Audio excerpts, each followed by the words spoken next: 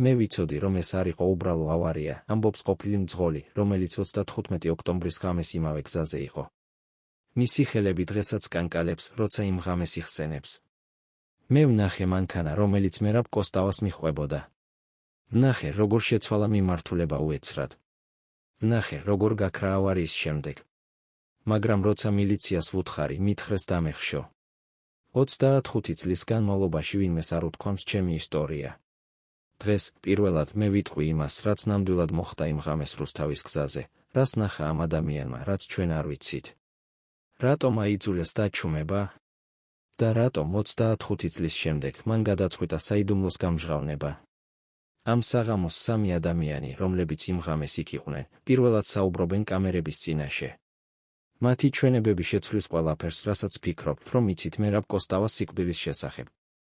35 ოქტომბერი 1989 წელი. საქართველო იმყოფება ისტორიის გადამწყვეტ მომენტში. აპრილის 9, 1989 წელი, თბილისში სისხლიანი დარბევა. 21 ადამიანი მოკლული. ასობით დაჭრილი. საბჭოთა იმპერია იწყებს ნგრევას, მაგრამ კგბ ჯერ კიდევ ძლიერია. ძალიან ძლიერია. და მერაბ კოსტავა, ეს არის ადამიანი, რომელსაც ისინი ყველაზე მეტად ეშინიათ. მერაბი იყო ის, ვინც ხალხს აძლევდა იმედს, იხსენებს ვიად გამსახურდია, მისი უახლოესი მეგობარი და თანამებრძოლი. როცა აპრილის 9-ს შემდეგ ყველა შეშინებული იყო, მერაბი გამოდიოდა და ამბობდა, ჩვენ არ დავიხევთ. ის იყო ის, ვინც აერთიანებდა ყველა ოპოზიციურ ძალას. დისიდენტებს, ეროვნულ მოძრაობას, ინტელიგენციას. მოსკოვი ამას ხედავდა. და მოსკოვი ეშინოდა, მაგრამ რატომ სწორედ ოქტომბერში? რატომ სწორედ ახლა, როცა საბჭოთა კავშირი იწყებს ნგრევას? რა იცოდა მერაბ კოსტავამ, რაც მას სიცოცხლეში ღირდა? კგბ-ს არქივებში, რომლებიც გაიხსნა 1991 წელს, აღმოჩნდა საიდუმლო დოკუმენტი. კოდი, ოპერაცია ქართლი. ამ დოკუმენტში ჩამოთვლილია 12 ადამიანი, რომლებიც საბჭოთა ხელისუფლებისთვის განსაკუთრებულ საფრთხეს წარმოადგენდნენ. მერაბ კოსტავას სახელი იყო პირველი. მის გვერდით წითელი ნიშანი, პრიორიტეტული. რას ნიშნავდა ეს? რა ღონისძიებები იყო დაგეგმილი? და რატომ ოქტომბრის 15-ის შემდეგ ეს დოკუმენტი გაქრა კგბ-ს არქივიდან? მე ვიყავი კგბ-ს ოფიცერი თბილისში, ამბობს ადამიანი, რომელიც ითხოვს ანონიმურობას. ჩვენ გვქონდა სპეციალური განყოფილება, რომელიც აკონტროლებდა დისიდენტებს. მერაბ კოსტავა იყო ნომერ პირველი მიზანი. ყოველდღე ვიღებდით ანგარიშებს, სად იყო, ვისთან შეხვდა, რაზე ისაუბრა. მაგრამ ოქტომბრის დასაწყისში რაღაც შეიცვალა. ჩვენი უფროსი მიიღო ბრძანება მოსკოვიდან. ის არ გვითხრა, რა იყო ბრძანება.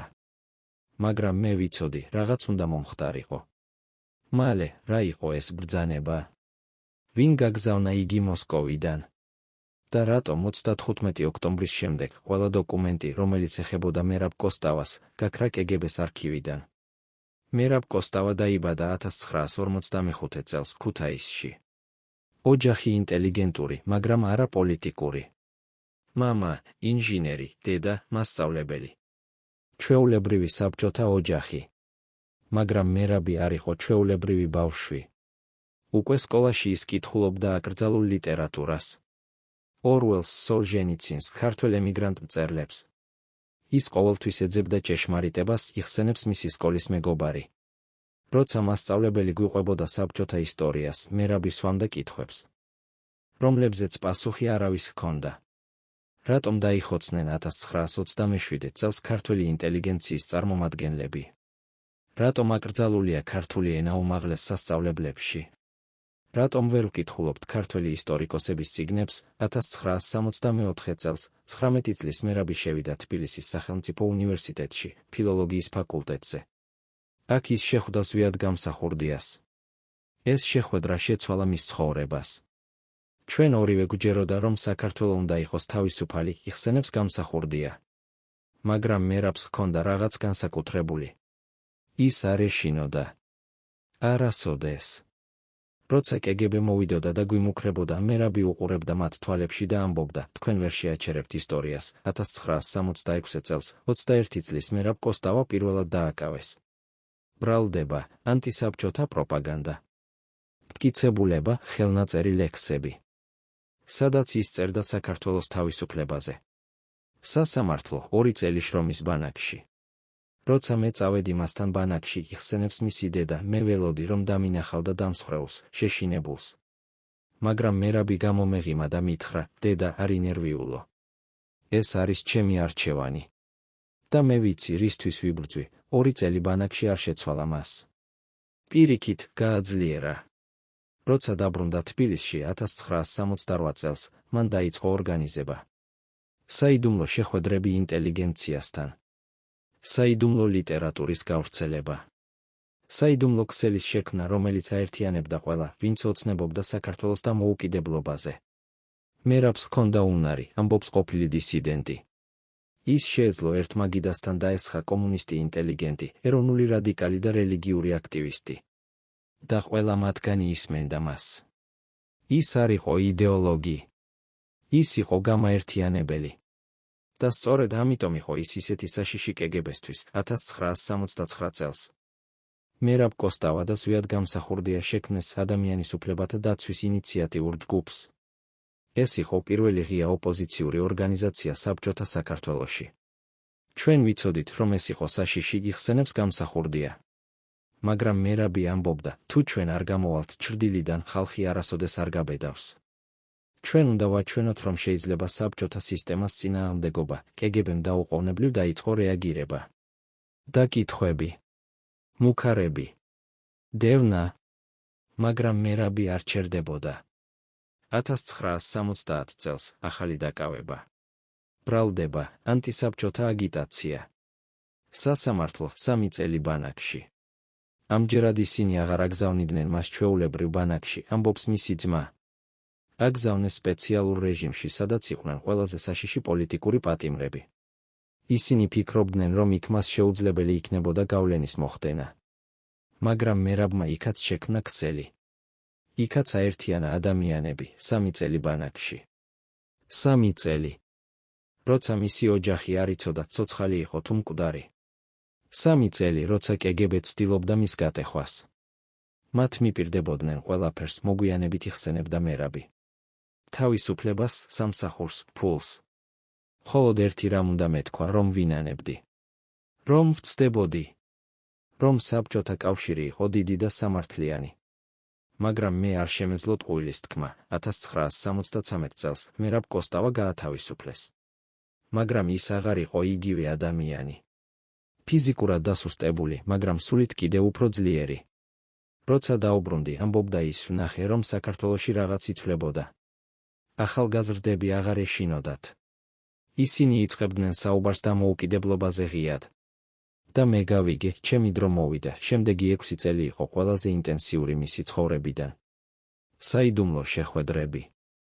საიდუმლო ლიტერატურა. საიდუმლო ორგანიზაცია. მაგრამ ახლა უკვე არა მხოლოდ საიდუმლოდ. 1990 წელს.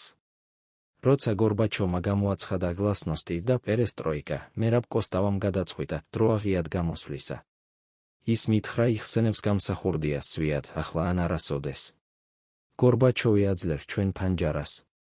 პატარა ფანჯარას. მაგრამ თუ ჩვენ არ გამოვიყენებთ მას, ის დაიხურება. და შემდეგ კიდევ 40 წელი დაგვჭირდება ახალი შანსის მოსაცდელად. 1986 წელს მერაბ კოსტავამ და ზვიად გამსახურდიამ შექმნეს ილია ჭავჭავაძის საზოგადოება. ოფიციალურად კულტურული ორგანიზაცია. რეალურად პოლიტიკური მოძრაობა, რომელიც ითხოვდა საქართველოს დამოუკიდებლობას. ჩვენ ვიწყებდით ფრთხილად, ამბობს ერთ-ერთი დამფუძნებელი. საუბრობდით ქართული ენის დაცვაზე, ქართული კულტურის შენარჩუნებაზე. მაგრამ ყველა იცოდა, რას ნიშნავდა ეს. ეს იყო პირველი ნაბიჯი დამოუკიდებლობისკენ, კგბ ყურებდა. ყოველთვის ყურებდა. ჩვენ ვიცოდით, რომ ისინი აკონტროლებდნენ ყველა ჩვენს ნაბიჯს. ამბობს მერაბის თანამშრომელი. ყოველ შეხვედრაზე იყო მათი აგენტები. ყოველ ღონისძიებაზე იყო მათი ფოტოგრაფები. მაგრამ მერაბი არ ჩერდებოდა. ის ამბობდა, რაც უფრო მეტად ვეშინიათ, მით უფრო ვიცით, რომ სწორ გზაზე ვართ. 1987 წელს მოხდა რაღაც, რამაც შეცვალა ყველაფერი. ნოემბერში, თბილისში, ათასობით ადამიანი გამოვიდა ქუჩაში. მოთხოვნა ქართული ენის სახელმწიფო სტატუსი. ეს იყო პირველი დიდი მასობრივი აქცია საბჭოთა საქართველოში. და მერაბ კოსტავა იყო ერთ-ერთი ორგანიზატორი. მე ვიდექ იმასთან რუსთაველის გამზირზე იხსენებს მონაწილე. ვნახე, როგორ უყურებდა ის ხალხს. მის თვალებში იყო ცრემლები. მან მითხრა, ხედავ? ხალხი აღარ ეშინია. ეს არის დასაწყისი.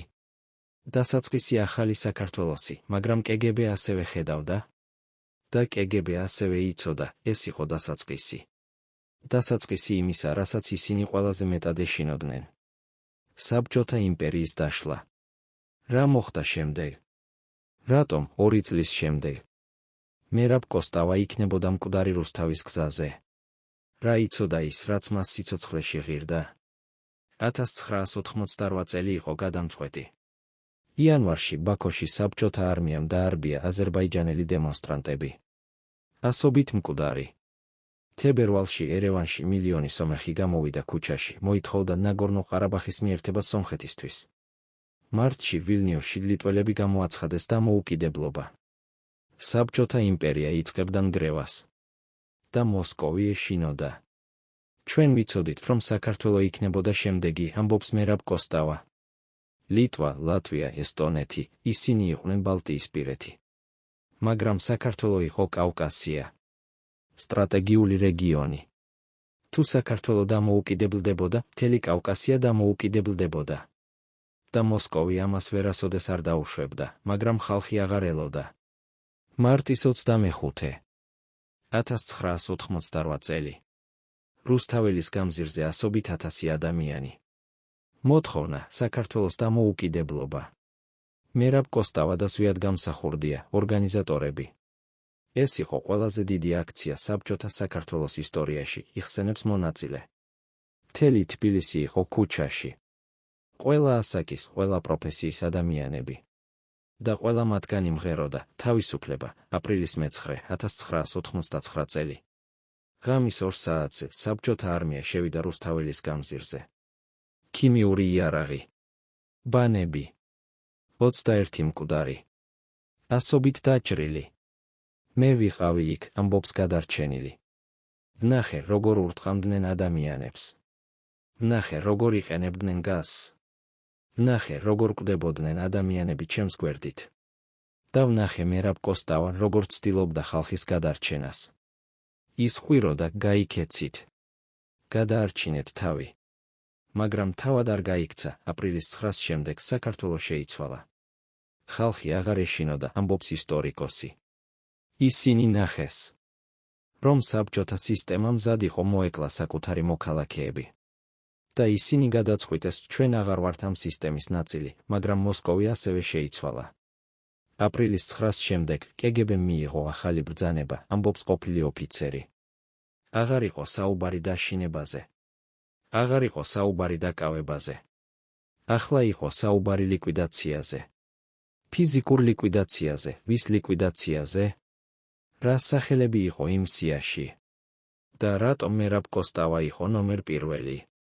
1989 წლის მაისში, აპრილის ტრაგედიიდან 1 თვის შემდეგ, მერაბ კოსტავას სახლში შემოვიდნენ უცნობი ადამიანები.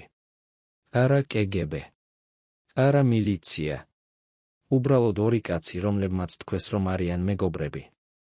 ისინი ჩამისხდნენ ჩემს სამზარეულოში, იხსენებს მერაბის ცოლი, მანანა არჩვაძე. დალიეს ჩაი და მითხრეს, ჩვენ ვართ აქ, რომ გაგაფრთხილოთ. თქვენი ქმარი საფრთხეშია. ძალიან დიდ საფრთხეში. მას უნდა შეწყვიტოს პოლიტიკური საქმიანობა. ახლავე. თუ არა. ჩვენ ვერ გარანტირებთ მის უსაფრთხოებას, მე ვკითხე, ვინ ხართ თქვენ? მათ არ უპასუხეს. უბრალოდ წავიდნენ. მერაბმა როცა მოისმინა ეს, გაიცინა და თქვა, მანანა, ისინი ცდილობენ ჩემს დაშინებას. მაგრამ მე აღარ ვშინდები, რატომ არ შეშინდა? რა იცოდა ის, რაც ჩვენ არ ვიცით? და ვინ იყვნენ ეს მეგობრები, რომლებიც მოვიდნენ გაფრთხილებით? ივნისში 2 თვის შემდეგ მოხდა რაღაც უცნაური. მერაბ კოსტავას მანქანა, ძველი ჟიგული, რომელსაც ის ყოველდღე იყენებდა, უეცრად გაფუჭდა. მე წავიყვანე მანქანა სერვისში, ამბობს მისი მძღოლი. მექანიკოსმა შემოიხედა და თქვა, ეს უცნაურია. საჭის სისტემა გაფუჭებულია. მაგრამ არა ბუნებრივად. ვიღაცამ რაღაც გააკეთა მასში. მე ვკითხე, რას გულისხმობ? მან თქვა, ვიღაცა ცდილობდა, რომ ეს მანქანა არ გაეშვა. ან რომ გაეშვა, მაგრამ არ გაჩერებულიყო, მე დაუბრუნდი მერაბს და ვუთხარი ეს. მან მითხრა, ნუ ინერვიულებ. ალბათ უბრალოდ ძველი მანქანაა. მაგრამ მე ვიცოდი, რომ ეს არ იყო უბრალოდ ძველი მანქანა, რა მოხდა იმ მანქანასთან? ვინ შეეხო მას? და რატომ მერაბ კოსტავამ არ მიიღო ეს სერიოზულად? ივლისში 3 თვის შემდეგ მერაბ კოსტავამ მიიღო სატელეფონო ზარი. უცნობი ხმა. ის მითხრა, მოგვიანებით იხსენებდა მერაბი თავის მეგობრებთან, მერაბ, შენ კარგად იცი, რომ შენ ხარ პრობლემა. დიდი პრობლემა. და პრობლემები უნდა გადაწყდეს. ჩვენ გვაქვს ორი გზა, ან შენ წახვალ საქართველოდან, ან შენ წახვალ ამ სამყაროდან. არჩევანი შენია, მე ვკითხე, ვინ ხარ? მან გაიცინა და თქვა, ეს არ აქვს მნიშვნელობა. მნიშვნელობა აქვს იმას, რომ ჩვენ ვართ ძალიან ბევრი. და ჩვენ ვართ ძალიან ახლოს, რა იყო ეს ზარი? ვინ დარეკა? და რატომ მერაბ კოსტავამ არ მიმართა პოლიციას? იმიტომ, რომ პოლიცია იყო ნაწილი სისტემისა, ამბობს ზვიად გამსახურდია. მერაბი იცოდა, რომ თუ ის წავიდოდა პოლიციაში, პოლიცია გადასცემდა ინფორმაციას კგბ-ს. და კგბ იცოდა ყველაფერს. ისინი იყვნენ ის, ვინც აკონტროლებდა ყველაფერს. მერაბი იყო მარტო. ჩვენ ყველანი ვიყავით მარტო. მაგრამ ჩვენ გვქონდა ერთმანეთი. და ჩვენ გვქონდა რწმენა, რომ ისტორია იყო ჩვენს მხარეს. აგვისტოში 4 თვის შემდეგ მოხდა ინციდენტი, რომელიც დღესაც არავის ესმის. მერაბ კოსტავამ გზავრობდა თბილისიდან ქუთაისში, თავის დედის სანახავად. გზაზე, ზესტაფონთან ახლოს, მის მანქანას გადაუჭრა გზა სატვირთო მანქანამ. მე ვიყავი იმ მანქანაში, ამბობს მისი თანამგზავრი. ვნახე, როგორ გამოვიდა სატვირთო მანქანა უეცრად. ვნახე, როგორ მოვიდა პირდაპირ ჩვენზე. მერაბმა მოახერხა მანქანის გადაბრუნება. ჩვენ გავეკეცით. მაგრამ სატვირთო მანქანა გაგყვა. გაგყვა 5 კილომეტრი. შემდეგ უეცრად გაჩერდა და გაბრუნდა უკან. მე ვკითხე მერაბს, რა იყო ეს? მან თქვა, არ ვიცი. მაგრამ ეს არ იყო შემთხვევა, რა იყო ეს? პირველი მცდელობა. ტესტი? თუ გაფრთხილება? სექტემბერში 5 თვის შემდეგ. მერაბ კოსტავამ მიიღო წერილი. ანონიმური წერილი. მასში იყო ერთი წინადადება, იხსენებს მანანა არჩვაძე. ოქტომბერში შენ აღარ იქნები ცოცხალი, მე შევშინდი. მე ვთხოვე მერაბს, რომ წაეღო ეს წერილი პოლიციაში. მან უარი თქვა. მან თქვა, მანანა, ეს არის ფსიქოლოგიური ომი. ისინი ცდილობენ ჩემს დაშინებას. მაგრამ თუ მე შევშინდები, ისინი მოიგებენ. და მე არ შემიძლია მათ მოგება მივცე, რატომ იყო ის ასე დარწმუნებული? რა აძლევდა მას ამ ძალას? თუ იცოდა ის რაღაც, რაც ჩვენ არ ვიცით. ოქტომბრის 1 კვირის წინავარისა მოხდა რაღაც, რაც დღესაც არავის ესმის. მერაბ კოსტავამ მიიღო ვიზიტორი. უცნობი კაცი, რომელმაც თქვა, რომ იყო მოსკოვიდან.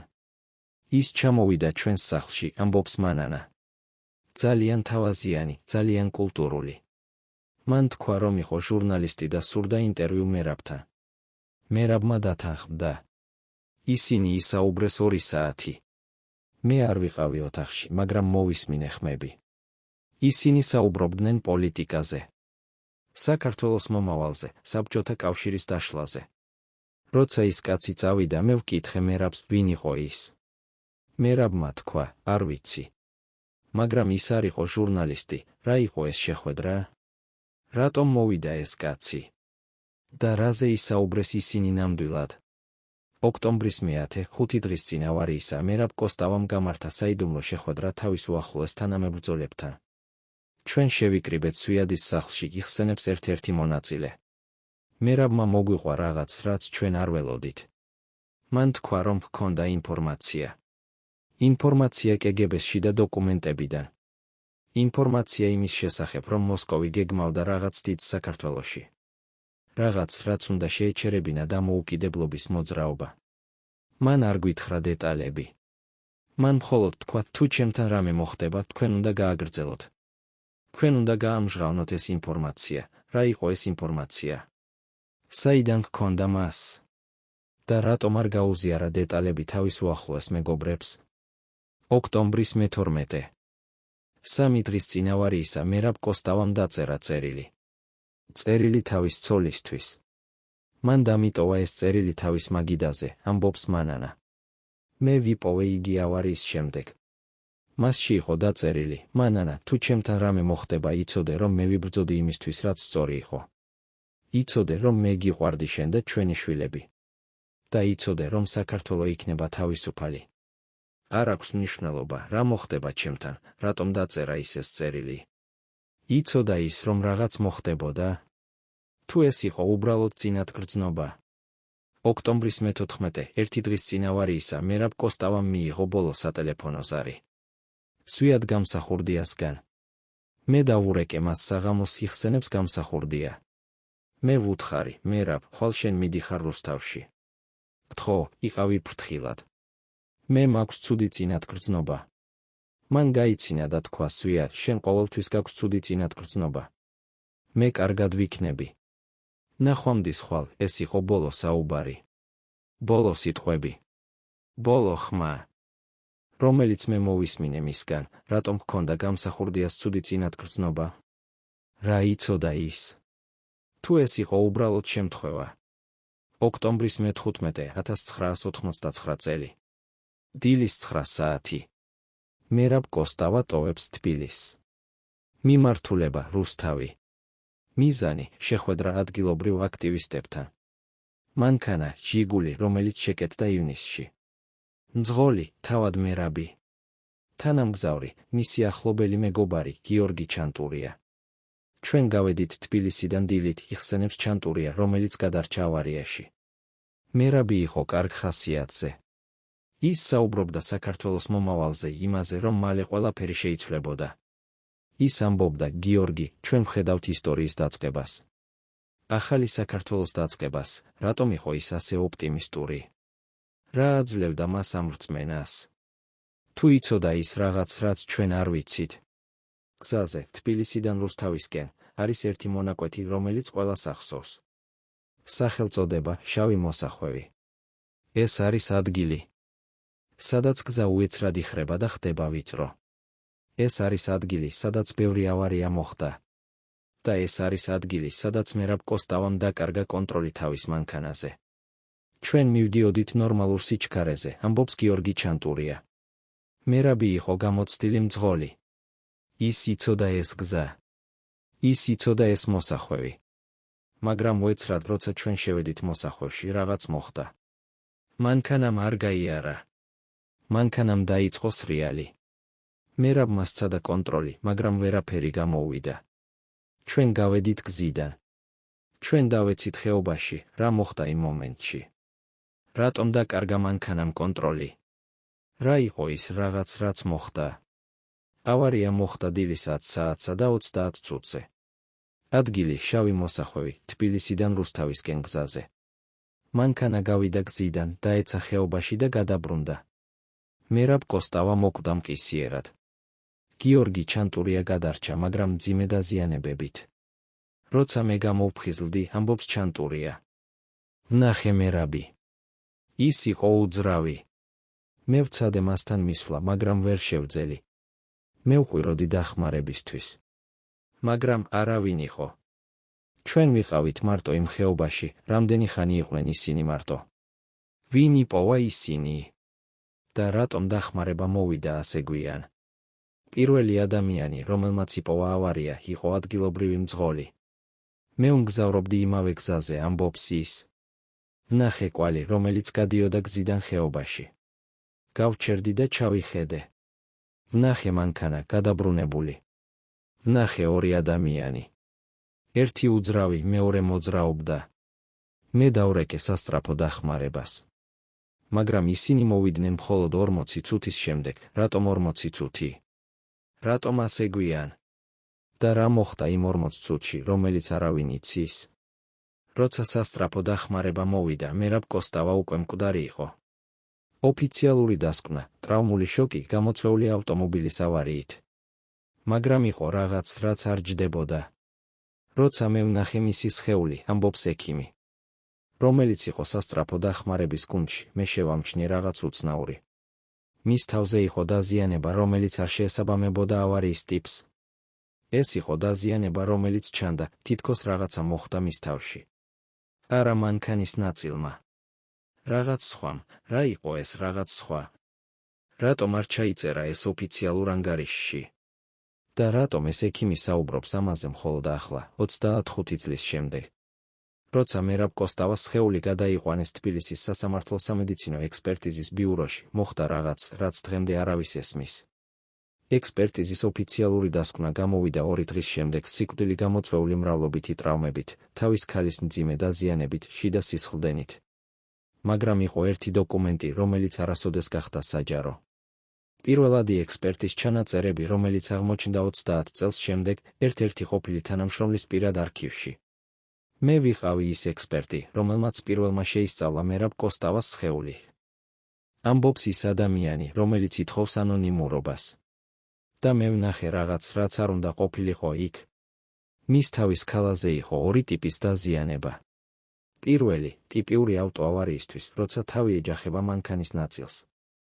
მაგრამ მეორე, ეს იყო რაღაც სხვა. წერტილოვანი დაზიანება, ძალიან კონკრეტული, თითქოს რაღაცა მოხდა ზუსტად ერთ ადგილას. როცა მე დავწერე ეს ჩემს პირველად ანგარიშში, ჩემი უფროსი მომიძახა და მითხრა, წაშალე ეს. დაწერე მხოლოდ ავტოავარია. მე ვკითხე, რატომ? მან თქვა, იმიტომ რომ ეს არის ბრძანება ზემოდან. ძალიან ზემოდან. ვინ იყო ეს ზემოდან? რატომ უნდა შეცვლილიყო ექსპერტიზის დასკვნა? და რა იყო ის წერტილოვანი დაზიანება, რომელიც არ უნდა ყოფილიყო იქ? დაკრძალვა მოხდა ოქტომბრის 18, 3 დღის შემდეგ ავარიისა. ათასობით ადამიანი გამოვიდა ქუჩაში. ეს იყო არა დაკრძალვა, ეს იყო დემონსტრაცია, იხსენებს მონაწილე. ხალხი ატარებდა პლაკატებს, მერაბ, შენ ცოცხალი ხარ ჩვენში. მერაბ, შენი საქმე გაგრძელდება. მერაბ, ჩვენ ვიცით ჭეშმარიტება. რა იყო ეს ჭეშმარიტება, რომელიც ხალხმა იცოდა? რატომ ყველა იყო დარწმუნებული, რომ ეს არ იყო უბრალო ავარია, მაგრამ ყველაზე უცნაური იყო ის, რაც მოხდა დაკრძალვის დროს. როცა ჩვენ მივდიოდით სასაფლაოსკენ, ამბობს ვიად გამსახურდია, მე შევამჩნიე მანქანები, რომლებიც გვყვებოდნენ. შავი ვოლგები, ტონირებული მინებით. კგბ-ს მანქანები. ისინი ყურებდნენ. ისინი ფოტოგრაფირებდნენ. ისინი აწერდნენ ყველას, ვინც იყო იქ. და მე გავიფიქრე, რატომ? რატომ უნდა აკონტროლებდნენ ისინი დაკრძალვას, თუ ეს იყო უბრალო ავარია, რას ეძებდა კგბ იმ დაკრძალვაზე? ვის ეძებდნენ ისინი? და რა ინფორმაცია უნდა მიეღოთ? ოქტომბრის 21, 6 დღის შემდეგ დაკრძალვისა მოხდა რაღაც, რაც დღემდე არავის ესმის. მერაბ კოსტავას სახლში შემოვიდნენ უცნობი ადამიანები. არა კგბ. არა მილიცია. უბრალოდ 5 კაცი, რომლებმაც თქვეს, რომ არიან სანიტარები. ისინი მოვიდნენ საღამოს. 9 საათზე, იხსენებს მანანა არჩვაძე. მითხრეს, რომ უნდა გაეკეთებინათ დეზინფექცია, იმიტომ რომ მერაბი გარდაიცვალა. მე ვკითხე, რატომ ახლა? რატომ არა დაკრძალვამდე? მათ არ უპასუხეს. უბრალოდ შევიდნენ და დაიწყეს მუშაობა. მაგრამ ისინი არ აკეთებდნენ დეზინფექციას. ისინი ეძებდნენ რაღაცას. გახსნეს ყველა კარადა, ყველა უჯრა, ყველა წიგნი. მე ვკითხე, რას ეძებთ? მათ მითხრეს, ეს არის სტანდარტული პროცედურა. მაგრამ მე ვიცოდი, რომ ეს არ იყო სტანდარტული პროცედურა, რას ეძებდნენ ისინი. რა დოკუმენტები? რა ინფორმაცია? და იპოვეს თუ არა ისინი ის, რასაც ეძებდნენ. ნოემბერში, 1 თვის შემდეგ ავარიისა, გიორგი ჩანტურია, რომელიც გადარჩა ავარიაში, პირველად საუბრობს ჟურნალისტებთან. მაგრამ მისი ისტორია არის უცნაური. ის ამბობდა, იხსენებს ჟურნალისტი, რომ მერაბი კარგად მართავდა მანქანას.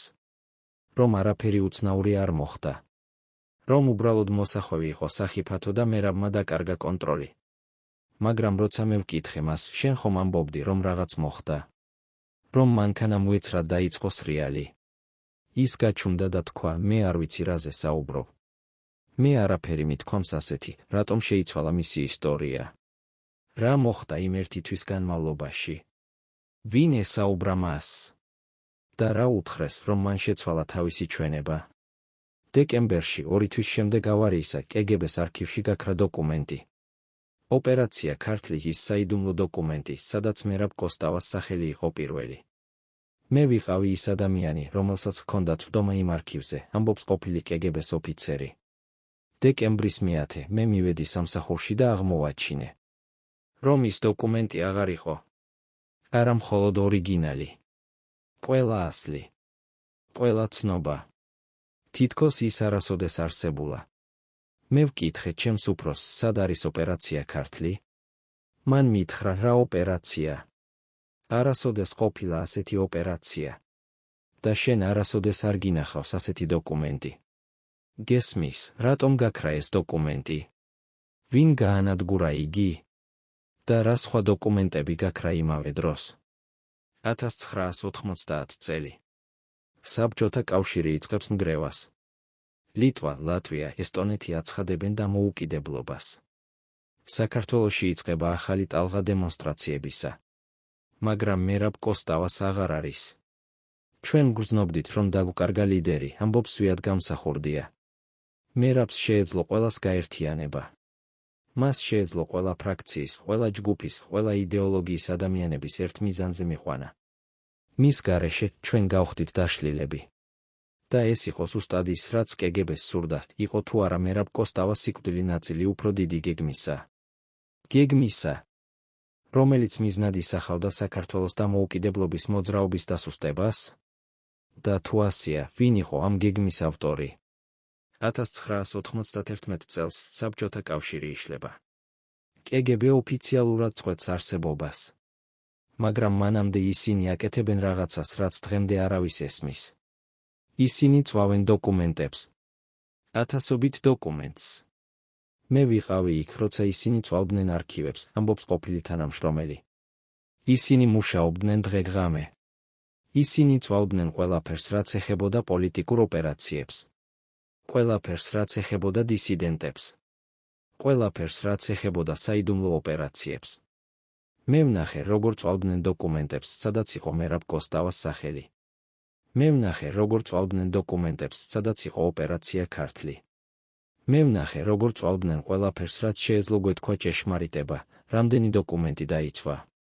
რა ინფორმაცია დაიკარგა სამუდამოდ. და რა დარჩა. რაც ჩვენ არ ვიცით. მაგრამ ყველაფერი არ დაიცვა. ზოგიერთმა ოფიცერმა შეინახა დოკუმენტები. საიდუმლოდ. მე გადავწყვიტე, რომ ისტორიამ უნდა იცოდეს ჭეშმარიტება, ამბობს ერთ-ერთი მათგანი. მე აღვიღე რამდენიმე დოკუმენტი და დავმალე. დოკუმენტები, რომლებიც ეხებოდა მერაბ კოსტავას. დოკუმენტები, რომლებიც ეხებოდა ოპერაცია ქართლის. დოკუმენტები, რომლებიც ეხებოდა ოქტომბრის 15-ს. მე ვინახავდი მათ 30 წლის განმავლობაში. და ახლა პირველად მე მზად ვარ გავუზიარო ისინი, რა არის ამ დოკუმენტებში? რა ჭეშმარიტება ამჟღავნებენ ისინი? და რატომ ამ ადამიანმა გადაწყვიტა საუბარი ახლა, 35 წლის შემდეგ? ერთ-ერთი დოკუმენტი, რომელიც გადარჩა, არის მოხსენება. მოხსენება კგბ-ს ოფიცრისგან, რომელიც აკონტროლებდა მერაბ კოსტავას. თარიღი, ოქტომბრის 9, 6 დღის წინ ავარიისა. ობიექტი კოსტავა აგრძელებს აქტიურ საქმიანობას. ობიექტი ფლობს ინფორმაციას, რომელიც შეიძლება იყოს საშიში სახელმწიფო უსაფრთხოებისთვის. ობიექტი გეგმავს გამოქვეყნებას ამ ინფორმაციის ნოემბერში. რეკომენდაცია გადაუდებელი ღონისძიებები ობიექტის ნეიტრალიზაციისთვის. რა იყო ეს ინფორმაცია? რა გეგმავდა მერაბ კოსტავა გამოქვეყნებას? და რა იყო ის გადაუდებელი ღონისძიებები, რომლებიც რეკომენდებული იყო? მეორე დოკუმენტი არის ბრძანება. ბრძანება მოსკოვიდან თბილისის კგბ-ს განყოფილებისთვის. თარიღი, ოქტომბრის 12, 3 დღის წინ ავარიისა. ოპერაცია ქართლი. ობიექტი ნომერ 1, კოსტავა. პრიორიტეტი, მაღალი. ვადა, გადაუდებელი. მეთოდი, სპეციალური. ანგარიში, პირდაპირ მოსკოვში, რას ნიშნავს მეთოდი სპეციალური? რას ნიშნავს ანგარიში პირდაპირ მოსკოვში? და ვინ ხელმოწერა ამ ბრძანებას? მესამე დოკუმენტი არის ანგარიში. ანგარიში ოქტომბრის 15-ის შემდეგ ავარიის დღეს. ოპერაცია ქართლი. ობიექტი ნომერ 1 კოსტავა. სტატუსი ლიკვიდირებული. მეთოდი ავტოავარია. მოწმეები 1. კონტროლირებადი. გამოძიება კონტროლირებადი. დასკვნა უბედური შემთხვევა. ოპერაცია წარმატებული. ეს არის დოკუმენტი, რომელიც ადასტურებს ყველაფერს. დოკუმენტი, რომელიც ამბობს, მერაბ კოსტავას სიკვდილი არ იყო უბედური შემთხვევა. ეს იყო ოპერაცია. დაგეგმილი ოპერაცია. განხორციელებული ოპერაცია. წარმატებული ოპერაცია. მაგრამ ვინ დაგეგმა ეს ოპერაცია? ვინ განახორციელა იგი? და ვინ იყო ის ადამიანები, რომლებიც იყვნენ იქ იმ ღამეს რუსთავის გზაზე? მე ვიყავი ერთ-ერთი მათგანი, ამბობს ადამიანი, რომელიც ითხოვს ანონიმურობას. მე ვიყავი კგბ-ის სპეციალური განყოფილების ოფიცერი. ჩვენი სამუშაო იყო სპეციალური ოპერაციები. ოპერაციები, რომლებიც არასოდეს არ უნდა გამხდარიყო ცნობილი. ოქტომბრის 15 ჩვენ მივიღეთ ბრძანება. ობიექტი მერაბ კოსტავა. მეთოდი ავტოავარია. ჩვენ ვიცოდით მისი მარშრუტი. ვიცოდით, რომ ის მიდიოდა რუსთავში. ვიცოდით, რომ ის გაივლიდა შავ მოსახვევს. ჩვენ მოვამზადეთ ყველაფერი. ჩვენ ვიყავით იქ. ველოდით. და როცა მისი მანქანა მოვიდა, ჩვენ გავაკეთეთ ის, რაც უნდა გაგვეკეთებინა, რა გააკეთეს ისინი. როგორ გამოიწვიეს ავარია? და რამდენი ადამიანი იყო ჩართული ამ ოპერაციაში? ჩვენ ვიყავით 4 გრძელდება მისი ისტორია. 2 მანქანა. 1 მანქანა იყო წინ, მეორე უკან. ჩვენი სამუშაო იყო მარტივი, როცა მერაბ კოსტავას მანქანა შევა მოსახვევში, ჩვენ უნდა შეგვექმნა სიტუაცია, რომელიც აიძულებდა მას დაეკარგა კონტროლი. ჩვენ გვქონდა სპეციალური მოწყობილობა. მოწყობილობა, რომელიც ქმნიდა ხმაურს, რომელიც აშინებდა მძღოლს. მოწყობილობა, რომელიც ქმნიდა ვიბრაციას, რომელიც აბნევდა მანქანას. როცა მერაბ კოსტავას მანქანა შევიდა მოსახვევში, ჩვენ ჩავრთეთ ეს მოწყობილობა. მისი მანქანა დაიწყო სრიალი. ის დაკარგა კონტროლი. ის გავიდა გზიდან. ის დაეცა ხეობაში. ჩვენი სამუშაო იყო დასრულებული. ეს არის ის, რაც მოხდა? ეს არის ჭეშმარიტება? თუ ეს არის მხოლოდ ერთი ვერსია მრავალი შორის? მაგრამ ეს არ იყო ყველაფერი. გრძელდება ის. როცა ჩვენ დავრწმუნდით, რომ მანქანა დაეცა, ჩვენ ჩავედით ხეობაში. ჩვენ უნდა დაგვერწმუნებინა, რომ ოპერაცია იყო წარმატებული. ჩვენ ვნახეთ მერაბ კოსტავა. ის იყო ცოცხალი. დაჭრილი, მაგრამ ცოცხალი. ის ცდილობდა გამოსვლას მანქანიდან. ჩვენ უნდა დაგვესრულებინა ოპერაცია. ჩვენ გვქონდა ბრძანება, არავითარი გადარჩენილი. ჩვენმა ლიდერმა გამოიღო რაღაც. მე არ ვიცი რა იყო ეს. მაგრამ ის მოხდა მერაბ კოსტავას თავში. ერთხელ. ზუსტად. და მერაბ კოსტავა გაჩუნდა. ჩვენ დავტოვეთ იქ. ჩვენ წავედით. ჩვენი სამუშაო იყო დასრულებული. ეს არის ის წერტილოვანი დაზიანება, რომელიც ექსპერტმა ნახა. ეს არის ის, რაც მოკლა მერაბ კოსტავა? არა ავარია, არამედ ეს რაღაც, რაც მოხდა მის თავში. მე ვცხოვრობ ამ საიდუმლოდ 35 წლის განმავლობაში. ამბობს ეს ადამიანი. ყოველ ღამე მე ვხედავ მერაბ კოსტავას სახეს. ყოველ ღამე მე ვიხსენებ იმ მომენტს. ყოველ ღამე მე ვკითხულობ ჩემს თავს, რატომ მე არ გავაპროტესტე? რატომ მე არ უარი ვთქვი? რატომ მე შევასრულე ეს ბრძანება? მაგრამ მე ვიცოდი, თუ მე უარს ვიტყოდი, მე თავად ვიქნებოდი შემდეგი. ასე მუშაობდა სისტემა. ან შენ ასრულებდი ბრძანებას, ან შენ ხდებოდი მსხვერპლი. რამდენი ადამიანი იცის ეს ჭეშმარიტება? რამდენი ადამიანი ცხოვრობს ამ საიდუმლოდ? და რამდენი მათგანი ოდესმე ისაუბრებს?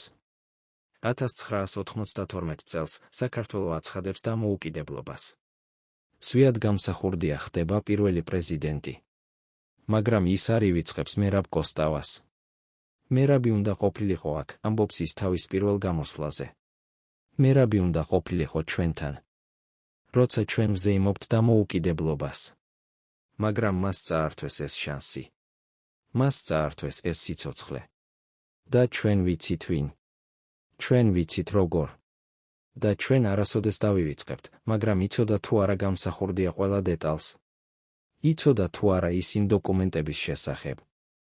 იცოდა თუ არა ის იმ ოფიცრების შესახებ.